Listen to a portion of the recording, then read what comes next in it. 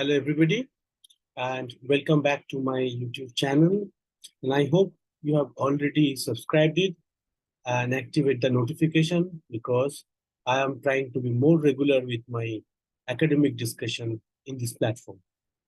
And today, what we'll discuss about fungal sepsis in ICU. I make this presentation in a international collaboration, which was Septic Marathon, in which a 24-hour academic discussion on sepsis was organized by collaboration between multiple countries like Southeast Asia, Middle East, Spain, and Mexico. So in 30 minutes or so, we'll look at the different kinds of fungal sepsis, which is common in our critical care unit, and how to diagnose and how to manage them. We'll start with two cases. So in case one, it's a 30-year-old gentleman, acute myeloid leukemia with a background disease and on maintenance chemotherapy. He was admitted with loose motion and fever, was stable hemodynamically to begin with. His stool surveillance culture and blood culture was sent as per hospital standard protocol. We used stool surveillance to identify any multi-drug resistant bugs, whether present in the stool or not. And in case of neutropenic sepsis, these bugs can cause primary BSI, that is primary bloodstream infection, because of translocation of bacteria to the damaged mucosa of the gut. As per hospital protocol, we start with piperacillin tazobactam and metronidazole along with posaconazole prophylaxis. His absolute neutrophil count is around 500 to 1000 for last 2 weeks. His blood culture was negative and stool showed ESBL E. coli. And as the patient was not improving clinically, we changed antibiotics to carbapenem, that's meropenem. On day 3, the loose motion of the patient was start settling down, but the fever recurs. And there is a clinical deterioration in terms of hemodynamics. Patient developed hypotension. And at the same time, he developed disseminated maculopapular skin lesion all over the trunk. So we sent a repeat blood culture, which was eventually negative. On behalf of clinical deterioration, we escalated antibiotics, we had colistin, because at least in our hospital and also in other tertiary care hospitals in India, gram-negative sepsis is most common. We planned for a skin biopsy and start caspofungin to broaden our antifungal cover. Eventually, the skin biopsy report showing budding is seen. And finally, it was identified to be Candida tropicalis. In our second case, there's a 60-year-old gentleman who is a known case of COPD on metered-dose inhaler of budesonide, admitted with shortness of breath, occasional fever and chills, and burning micturition. When he came to emergency, we found there's a rapidly worsening clinical situation, so he got intubated, ventilated immediately due to impending respiratory failure. And the initial provisional diagnosis was urosepsis with septic shock. During his ICU stay, he was gradually improving. By 5 days, patient was better hemodynamically, he was on broad-spectrum antibiotics, but he was not tolerating winning trial. There is a worsening wheeze requiring high dose of levosalbutamol, which initially we thought a worsening COPD. We add methylprednisolone on behalf of that, and we send a repeat culture. Even on day 6, patient same didn't respond with steroid and increased dose of inhaler, failed winning trial again. Oxygen requirement was start increasing. And there is a significant ventilator dysynchrony requiring deep sedation and intermittent paralysis. And the microbiological department updated us there is some fungal element was going into the tracheal aspirate, the diagnostic bronchoscopy that has been done yesterday. And it looks like that. And eventually it was diagnosed with Aspergillus fumigatus. So we can see there's an increasing trend in the fungal infection in ICU, and also there is a change in the pattern of encasement. Along with increasing the number of fungal infection, on the background of poor diagnostic tools to identify or to diagnose them, there is also a tendency for replacement of the sensitive species with resistant one, probably because of injudicious use of antifungal in critical care patients. When you look at invasive fungal infections, we usually divide them like endogenous, example is Candida infection, exogenous like Aspergillus, Cryptococcus, and different zygomycetes like Mucor and Rhizopus. And there can be reactivation of different fungal elements when there is a drop in local immunity or systemic immunity, like histoplasmosis, bastomycosis, coccidioidomycosis, or paracoccidioidomycosis. So let's focus on the most common infection, fungal infection in critical care unit, that is Candida.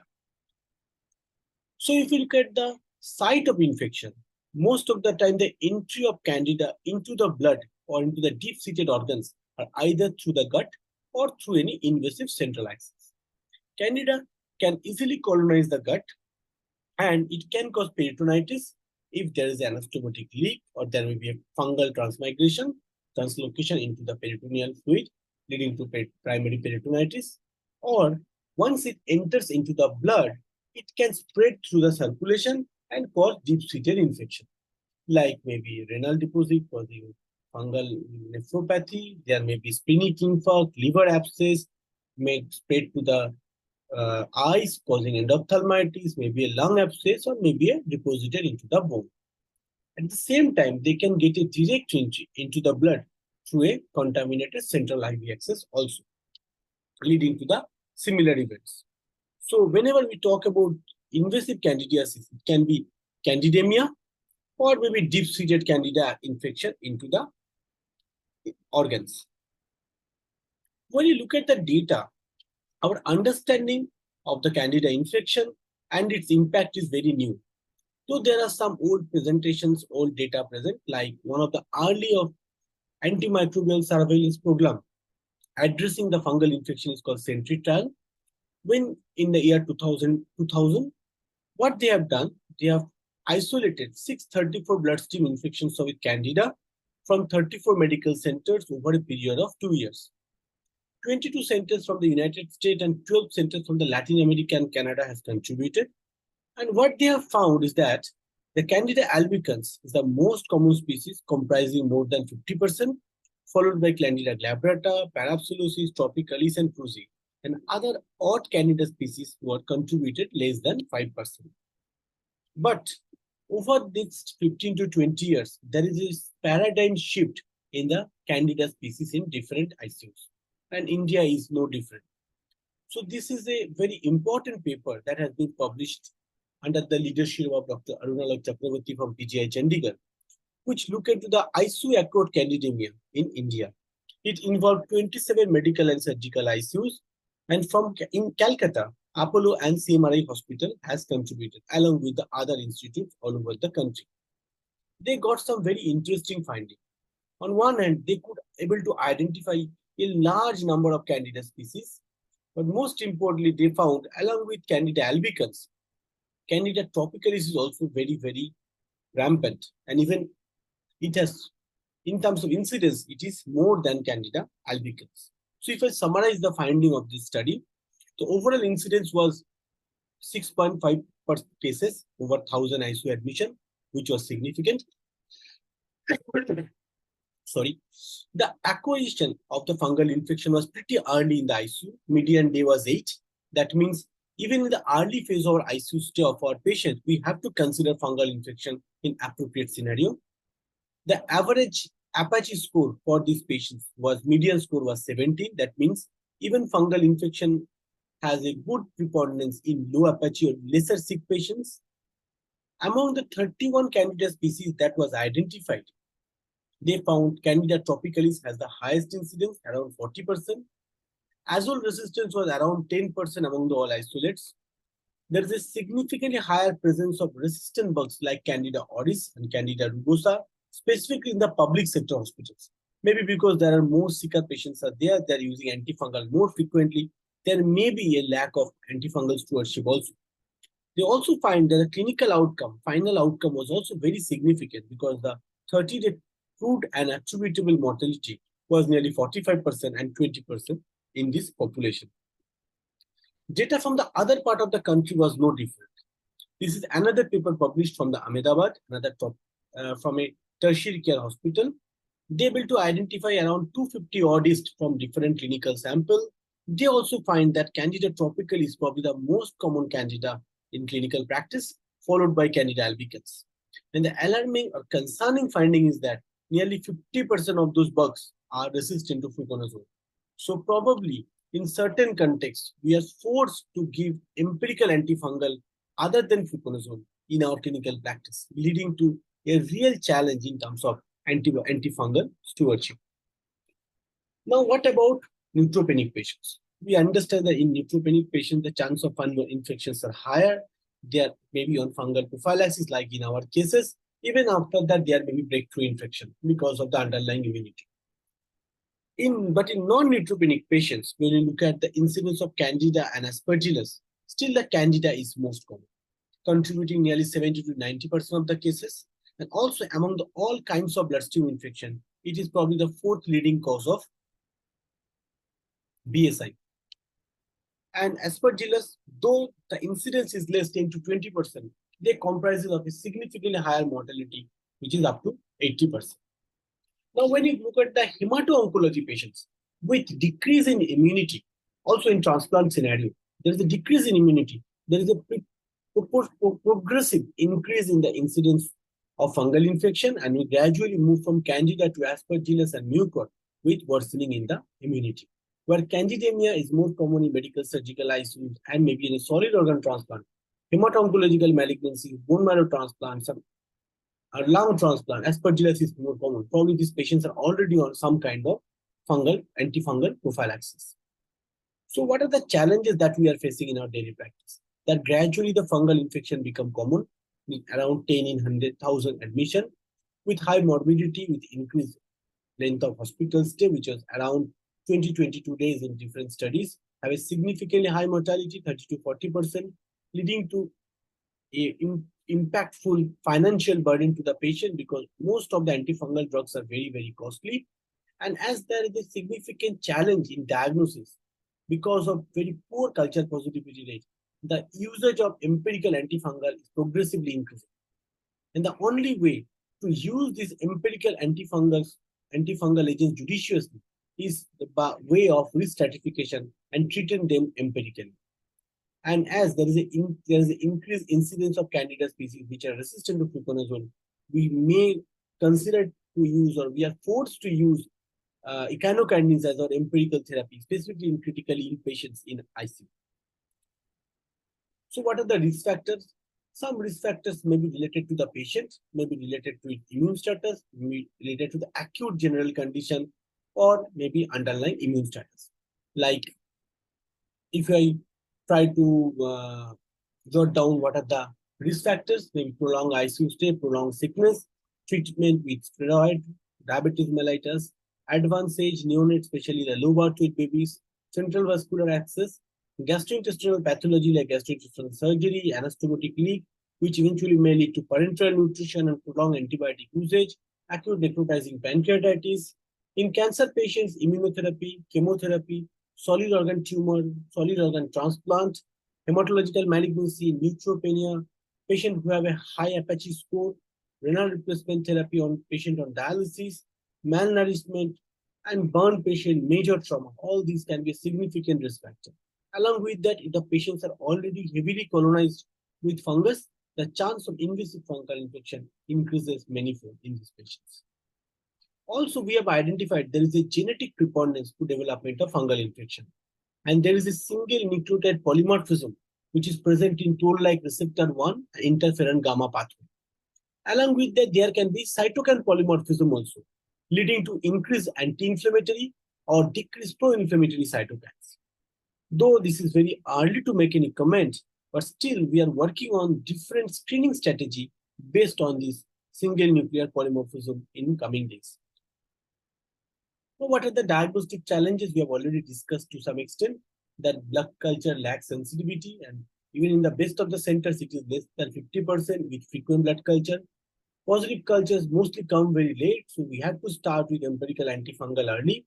Invasive tissue samples can be really challenging, like a hepatosplenic abscess, not really easy to get a sample, appropriate sample from those sites, specifically in hemato-oncology patients when the platelet count is low. The radiological signs appears very late and very non-specific for identifying specifically for fungal infection. So we have to look for the risk factor and our empirical antifungal. Colonization can be an independent predictor of candidemia. As I mentioned, patients who are heavily colonized has a higher chance of developing invasive candida infection.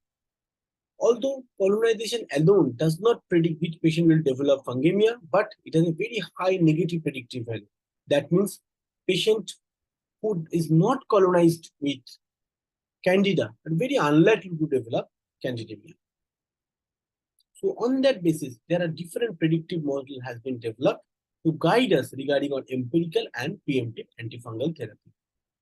So what we use to begin with is called colonization index, and with a modified form, corrected colonization index. So colonization index means number of colonized sites divided by number of tested sites. If value is more than 0.5 or equal to 0.5, it is significant. Now, once we incorporate the load of the colonization, so we modified it into corrected colonization index. So colonization index multiplied by number of sites with heavy colonization divided by the number of positive sites gives us corrected colonization index. And value 0.4 or more is significant. This guides us in appropriate scenario to predict and for early intervention against invasive fungal disease. And Candida score we all are aware of. It's a very famous risk stratification score incorporating multifocal Candida colonization along with GI surgery, ICU admission, severe sepsis, and total parenteral nutrition. And we take the value of 2.5 as the cutoff with a high sensitivity around 80% but poor specificity, that is 60 to 70%. There are other clinical predictive schools that has tried to increase the sensitivity and specificity, but one of the examples is that which incorporates systemic antibiotics and presence of central line, along with other risk factors like parenteral nutrition, major surgery, pancreatitis, steroid, and other immunosuppressive drugs. It shows a very high specificity, and a good negative predictive value. So it's used to rule out the risk of invasive fungal infection, but the sensitivity and positive predictive value are very poor. There are other clinical scoring system depending on the site of infection, like Dopnat, Ostrowski score, Herman score, and Ostrowski-Zinman score is mostly used for intra-abdominal sepsis or invasive candida infection.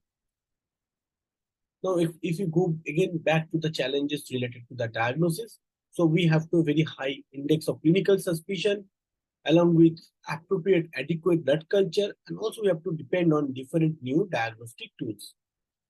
Now, how this patient presents? The presentation vary on the type of infection and the organ involved, along with the degree of immunosuppression. So candidemia can happen without organ involvement, or there may be a disseminated candidiasis involving single or multiple organs. So we have to, as I mentioned, have to have a very low, high index of suspicion, like patients who are unresponsive to clinical broad spectrum antibiotics, persistent fever, along with frequent markers of infection which are not very obvious, with risk factors like prolonged intravascular catheter, different major risk factors for fungal infection, progressive multi-organ dysfunction.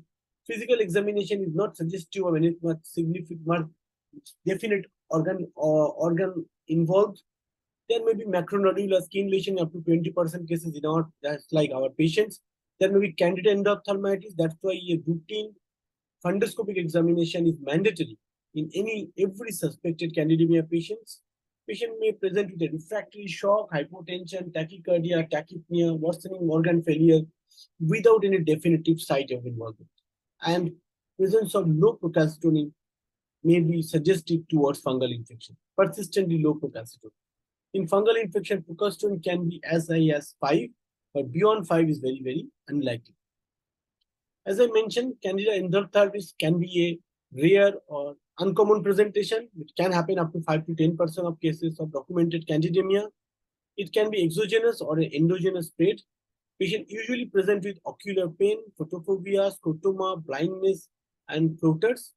Fundoscopy shows pinhead to large size white lesion in the posterior vitreous with distinct margins surrounded by haziness. They may be single or multiple and need appropriate antifungal therapy. In terms of the serology, beta-glucan is very important. It has a reasonable sensitivity and specificity. It can be used as a screening tool. We need to remember it's a very broad spectrum antifungal and antifungal marker, and can be positive in a different fungal infection except mucor. So it's not very specific for Candida. It can be positive in Aspergillus, Candida, Fusarium, Acremonium, or Saccharomyces. Not in Cryptococcus neoformans, zygomycetes like mucor. There are other Candida-specific tests like Mannan antigen, anti-Mannan antibody, and Candida PCR. All these tests are in the way of development. They have a very, not very sensitive, but they are reasonably specific. What is the significance of Candida when we are able to identify them outside the blood? What about Candida in respiratory sample? It never merits treatment.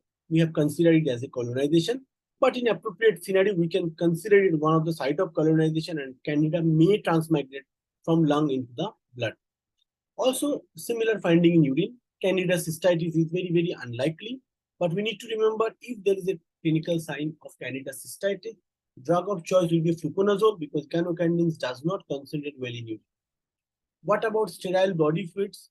Obviously, if we are identifying the Candida from sterile body fluids, they need treatment.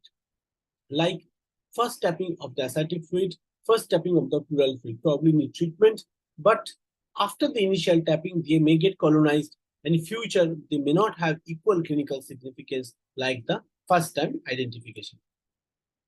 There are different factors we need to consider while we are choosing our empirical antifungal therapy. What is the history of recent aerosol exposure, especially within last 3 months? What is the prevalence of different Candida species and current antifungal susceptibility data of the unit or on that locality? What is the severity of the illness? Because studies have shown even if Candida albicans or Candida tropicals, which is sensitive to fluconazole, may not respond well in a critically ill patient, specifically in septic shock. What is the relevant comorbidities that is present and which makes the patient at risk of fluconazole resistant Candida like neutropenia, because those patients frequently are on antifungal prophylaxis? What is the evidence of involvement of central nervous system, cardiac valve, eyes, and vitreous organs? Then the antifungal will change.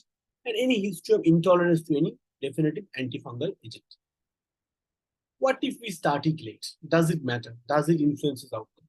Yes, there are studies which have shown that even with a delay in day of antifungal therapy, appropriate antifungal therapy, this study was done in 230, retrospective study done on 230 patients on 4 medical centers by Gary et al. And this shows there is a clear-cut increase in mortality with delay in therapy for Candida. And it has been shown in meta-analysis also, specifically if the patient in septic shock because of fungal infection, delay in antifungal therapy increases mortality in a significant manner.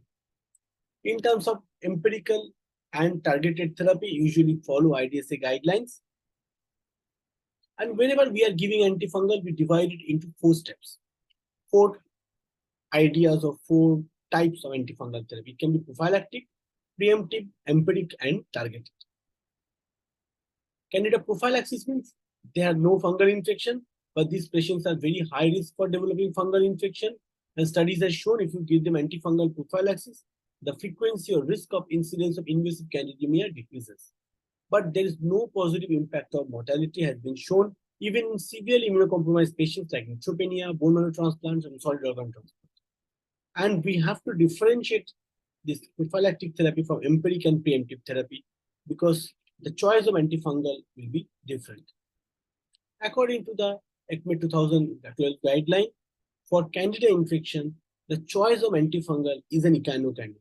Targeted therapy or an empirical therapy of antifungal in a critically ill patient is an echinocandin. They give equal weightage to Casco, Mica, and Anizula. Amphotericin and voriconazole is the next line of therapy. And for amphotericin, they have recommended for liposomal treatments. When you look at the different options of antifungal, it is very, very limited. Some antifungals like echinocandins act on the cell wall. Some antifungals like polines, which incorporate different kinds of amphotericin, act on the cell membrane. Azoles like fluconazole, ketoconazole, itraconazole, voriconazole, prosaconazole, and the new molecule that is isavuconazole act on the cytoplasm. And antimetabolites like 5-fluorocytosine act on the DNA. When you compare echinocandin with different azoles, specifically fluconazole, we see the echinocandin act by inhibition of the gluten synthesis on the cell wall, and fluconazole act by inhibition of aldosterone synthesis, which is an important component of the cell wall production. By this, echinocandins are sedal and the resistance is little uncommon. But as I mentioned already, the fluconazole resistance is increasing and it's a static molecule. Even though in the era of oris, resistance to echinocandin for Candida auris is also increasing. And so if you look at the drug of choice in terms of sensitivity and resistance, still for most of the Candida species, echinocandin is the drug of choice, except probably for parapsilosis. Sometimes echinocandins are resistant to parapsilosis, and the drug of choice can be fluconazole. When you compare the clinical outcome in terms of 30-day mortality among echinocandins, azoles, and polyhine, there is a clear-cut benefit of echinocandin even for the sensitive bugs, specifically when the patients are critically ill, when the infection is by Candida albicans and Cruzi, and the patient has received any kind of azole therapy in the recent past, that means within the last 3 months. And at the same time, we should not forget about different toxicity of the antifungals. These are not very safe. Like amphotericin has a documented renal toxicity. Voriconazole has CNS toxicity, photophobia, and liver dysfunction. In this regard, echinocandins are reasonably safe, except occasional infusion reaction. Now, how to de-escalate? If you get a positive culture, we can de-escalate according to the sensitivity. Even if the patient, the bug is sensitive to fluconazole, it is better to give echinocandin in the early phase till the patient is hemodynamically stable. And after that, de-escalate to fluconazole or the other sensitive azoles and continue it for 2 weeks from the negative blood culture. Now, what if there is a no positive culture? Then we have to continue for at least 2 weeks and depending on the clinical response. And we should only de-escalate to azole if the patient is stable and the candida shows sensitivity to azole. Next common infection in terms of fungus sepsis is mold infection. And among the molds, aspergillus is the most common. It is one of the most common cause of death in hematological malignancy, having a very high aspergillus related attributable mortality, which can be as high as 50% in leukemia and lymphoma, up to 80 to 90% in peri-transplant scenario. The overall incidence of aspergillus can vary depending on the unit to unit, depending on the prophylaxis they're using, depending on the immune infection control practice, and how they are handling their AHU. It can be up to 10%. Invasive aspergillosis incidence increases progressively from a routine ALL or autologous transplant patients to AML with induction therapy or allogenic post-transplant patients. They have a higher incidence of invasive fungal infection. If we look at the risk factor, there are some common risk factors which are evolving risk factors, which is applicable more to a non-hemato-oncological patients, like environmental factor related to construction, inadequate infection control, COPD, liver cirrhosis, mechanical ventilator, post-influenza. These are new risk factors and it develops a significant volume of high-risk patients. Genetic factors like toll-like receptor 4 interleukin 1 related abnormalities also make the patient at risk.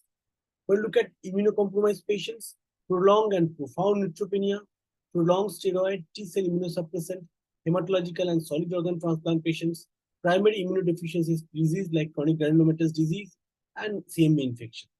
Because of that, around 200,000 cases of invasive aspergillosis are happening in the year in the world, and it is progressively increasing.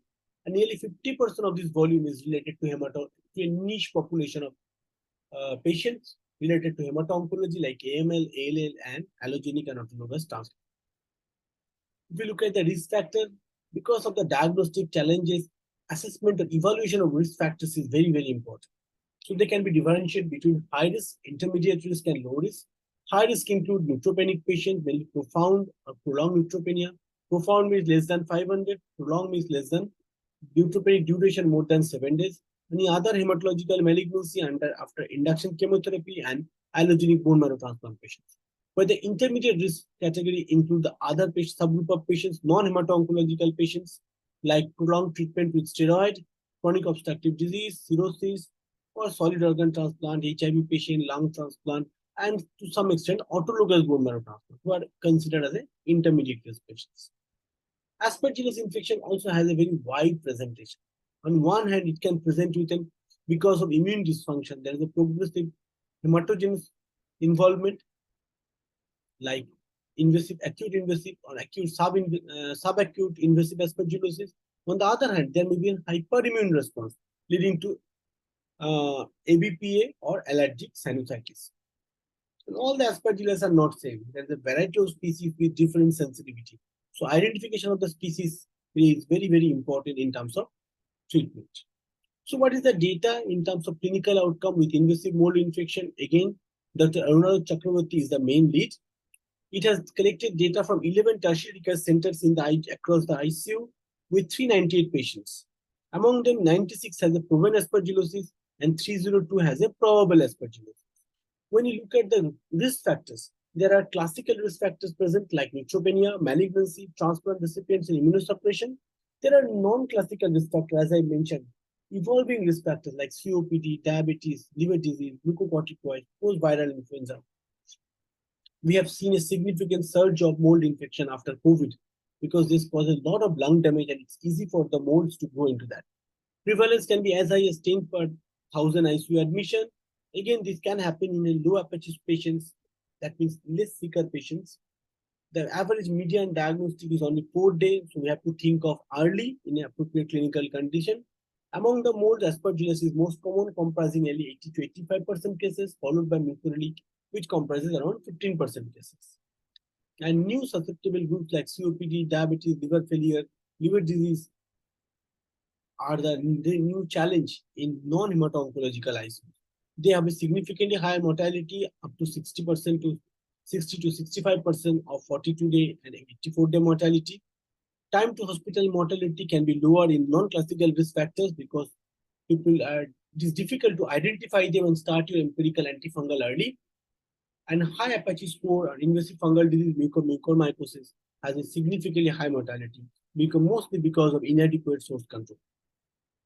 So as I mentioned about mucor, and when you are giving a presentation or making a presentation in India, it has a very strong collaboration association because the incidence of mucorale in India is nearly 70 times higher compared to any other global data. The most common risk factor is uncontrolled diabetes, followed by hematological malignancy and solid organ transplant. In a significant number of patients, diabetes mucor infection is present as a diabetic presenting disease. There are additional risk factors like post-pulmonary tuberculosis and chronic kidney disease. Trauma can be a risk factor for cutaneous mucormycosis. Isolated renal mucormycosis is not that common, but it can happen even in immunocompetent patients thanks to diabetes. And again, contrary to the common belief, it is not the mucor, but the Rhizopus aureus is the most common etiological agent. And we all know how mucormycosis became a pandemic among a pandemic in India during the COVID. It has involved a significant number of patients and led to a profound increase in the load of fungal infection, causing an epidemic and need for amphotericin B in our regular practice. And because of that, we have explored different other kinds of amphotericin beyond liposomal one. Why it happens? There are different risk factors that developed because of COVID. There are dysregulated innate immune response, ciliary dysfunction, there is a cytokine storm, thromboinflammation because of involvement of the vessels and destruction of the tissue, microvascular coagulation, and immune exhaustion. Along with that, use of high dose of steroid in certain subgroup of COVID patients, pre-existing diabetes or underlying diabetes makes a very complex clinical situation, or leading to cytokine storm, and there is a varied amount of hypoxia, different cytokines and chemokines release, increasing the ferritin and free iron radicals availability. All these things, along with presence of other risk factors like endothelium receptor glucose-regulated protein 78, make the mucor infection pandemic in India. And again, just like Candida, the diagnostic challenges are still there and in fact increasing. Most definitive diagnosis is by histopathology. Radiology can be suggestive to some extent, but not confirmatory. Blood culture is very, very rare for both of them. Now, with the chance of identifying aspergillus or mucor in a respiratory sample is not that high. It's very specific, but not that sensitive. So we again have to fall back to our empirical or preemptive therapy along with different kinds of antigen assays. So for aspergillus, antigen assays are galactomannan, both in bile and blood. And there is a cutoff to take a call, like if it is more than 1 in blood or bile, it is that suggestive of aspergillus infection. And if both shows a value more than 0.7, 0.8, then it's also strongly suggestive. There is something called URTC-MSG criteria, which involves different risk stratification to diagnose a fungal infection in terms of possible, proven, or probable. When we are talking about empirical therapy, as I've already discussed, one is prophylactic, followed by empiric, preemptive, and definitive or targeted. Targeted means when we are able to identify the fungus and we sure that this is a fungal sepsis. Empiric, when there is a clinical risk factor for fungal infection and there is a clinical finding of sepsis. Preemptive means there are positive antigen assay or non-microbiological tests which is suggestive of fungal test, like Candida for Candida mannan or galactomannan, for Aspergillus mucor, for Aspergillus galactomannan, and Aspergillus PCR. So, as I mentioned, definitive diagnosis by biopsy and direct microscopy. We need to remember that false galactomannan can be falsely positive in case of usage with piperacillin tazobactam, amoxicillin clavulanic acid. It can cause false positive in neonate colonized with bifidobacterium.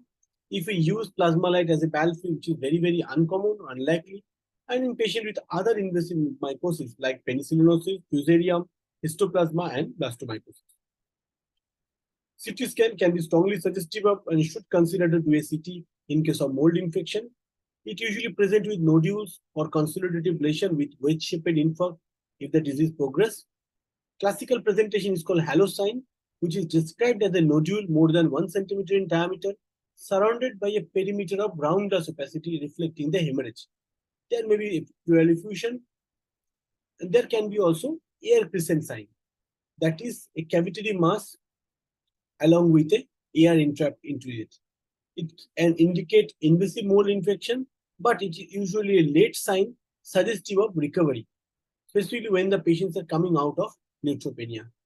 In case of CNS involvement or bony involvement, we are recommended to do an MR to identify the characteristic of the osseous, paranasal sinus lesions, and CNS lesion, more applicable for mucor. Now we can clearly see in this cut-off CT scan chest that there are multiple ground homogeneous lesions, nodular shadow with perilesional haze, very strongly suggestive of aspergillus. And this is a air crescent sign suggestive of a resolving fungal infection.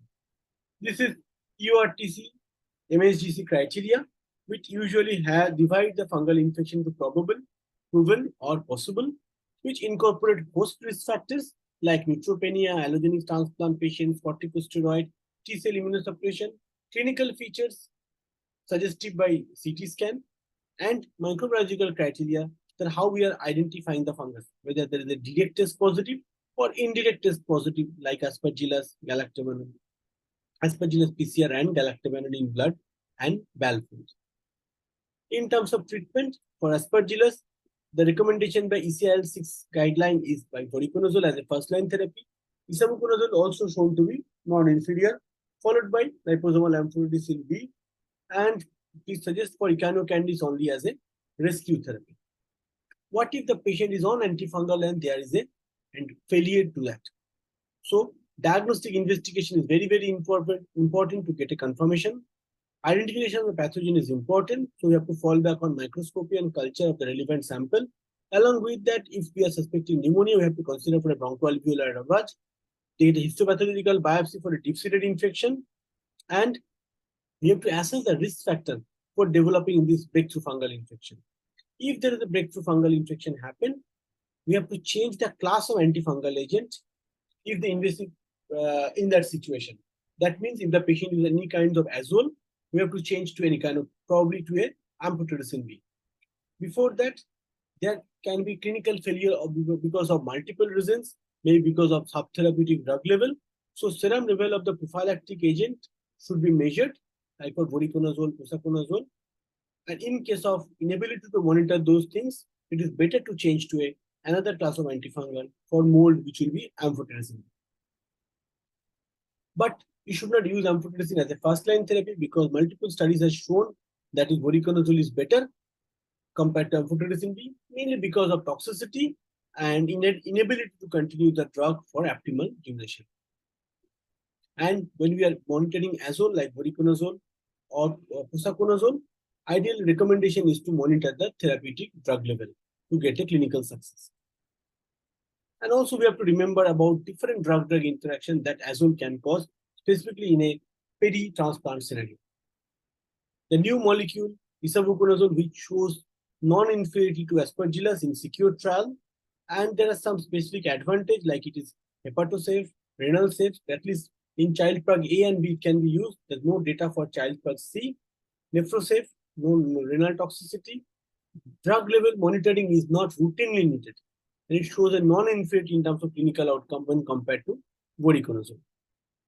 But if there is a invasive aspergillosis clinical failure, we can consider to add an echinocandin along with amphotericin B, and the drug of choice for mostly it is a micafungin. So we have most of the data in favor of micafungin. For mucor, along with the antifungal therapy, the debridement, surgical debridement of source control is equally important. And so multiple studies have shown when you combine antifungal therapy like amphotericin B, liposomal amphotericin B along with surgery, the outcome is better in terms of mortality. Environmental control is also very, very important. So there are different steps have to be taken by the infection control team, like a dedicated multidisciplinary team should be there to establish the plan and guide for the preventive strategies. Healthcare and construction workers should be educated about the antifungal risk and should proceed accordingly. Measure for dust control should be implemented, including relocation of the patients, institution of additional air filtration, sealing of the areas, wet handling of the construction debris. Patients should be provided with respiratory protection when leaving their protective environment. There should be constant surveillance of the environmental contamination and for the nosocomial mold infection. So to conclude, managing fungal infection in ICU remains an enormous challenge. There are still a significant diagnostic challenges because of lack of availability of the diagnostics tool, and mostly we have to fall back to the surrogate markers to diagnose and to start our empirical therapy. We obviously understand those surrogate markers have significant limitations. Prophylaxis should only be used in high-risk patients to reduce the infection rate, not to have a mortality benefit. And for most of them, in terms of choice of empirical therapy, antifungal therapy, whether empirical or targeted or prophylactic, we usually follow IDSA guidelines.